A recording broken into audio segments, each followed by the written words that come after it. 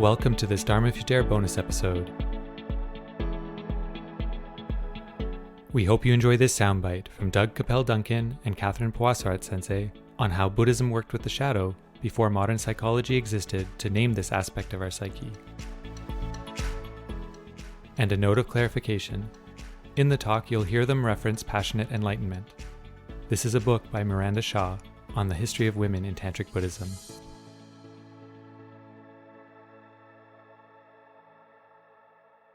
Before we had psychology, like for example 500 years ago, how did practitioners clear or understand the shadow with regards to money, sex, and power? They didn't. There was no psychology. So let's be clear. Awakening is not a static process. Like the fundamental aspect of awakening is that you see through the illusion of the self. Now, every generation, it gets richer, it gets fuller. So the awakening itself doesn't change, but it gets more full. So think about it as a balloon. So before psychology and all this stuff, the balloon of awakening was like this. Now psychology comes in, changes the game. Quantum physics changes the game, right? Science changes the game. The arts changes the game. Changing social, cultural, social patterns in changes the game, and psychology changes the game. And in the next generation, it will change the game again. Awakening balloons, but its essence doesn't change. Does that answer your question? Kara expands and says, what I mean is, how did they work with the lower three chakras before we had psychology? Through ritual or meditation only? Yeah. Well, and through things like renunciation, or through its opposite. So the Buddha had a harem and then gave up sex. Supposedly in his lifetime. That's how the story goes. And he had a fortune, he had a kingdom, and he gave all of that up. So that's definitely working with those three chakras.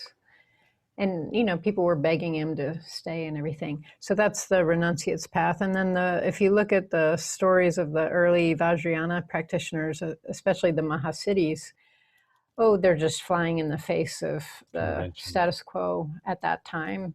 So, you know, mothers walking out on their husbands and children, for example. Or I think that was just one story. There's just two female Mahasiddhis, I think, in the classic 87. In the classic, but as we go back to Passionate Enlightenment, where all these tantric male gurus that you hear about, the 82 Mahasiddhis, all had female guru consorts. So these were people breaking all the traditions and all the cultural taboos of their society. Yeah, that's another reason that's a great book, because she found original texts that had not yet been translated. And that's where some of the stories of these women who were wisdom holders came from. So a lot of it's about who has the text, who wrote the text, who's translating the text. Another form of power. Yeah. You also have to remember that our Western culture is very much about power and control. Eastern culture doesn't have the same orientation.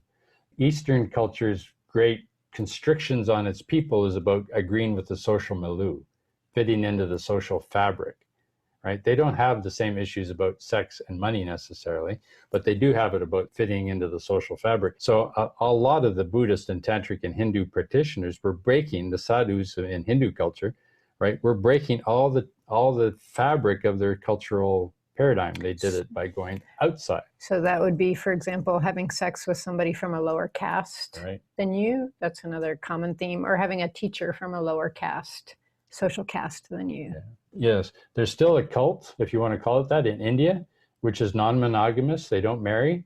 They get together occasionally. They wander around. They're nomadic. They don't get married. They take the kids, raise the kids cooperatively. Mm-hmm.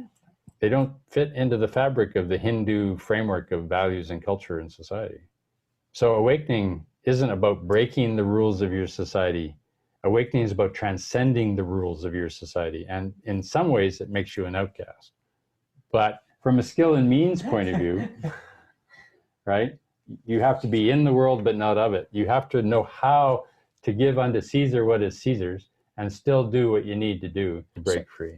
So I think the short answer is these are ways that they worked with those 3 chakras, or all the issues with the 3 chakras. So self-identity, power and control, sexuality, security.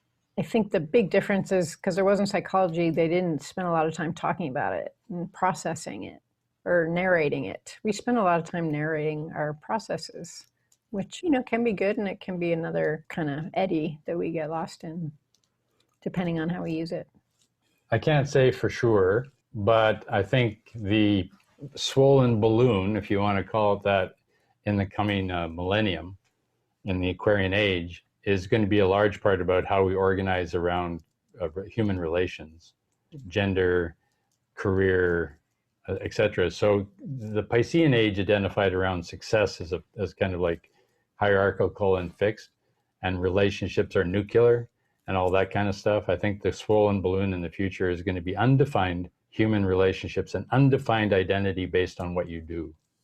Or not so fixed. Not so fixed. It's going to blow that out. We hope you enjoyed today's soundbite.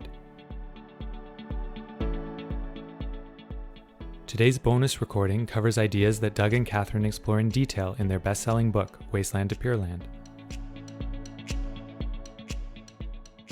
The third section of the book is entitled Crazy Wisdom and covers a wide variety of topics, including the shadow, tantra, and money, sex, and power. Podcast listeners can download a free chapter from this section of the book by visiting planetdharma.com/crazywisdom.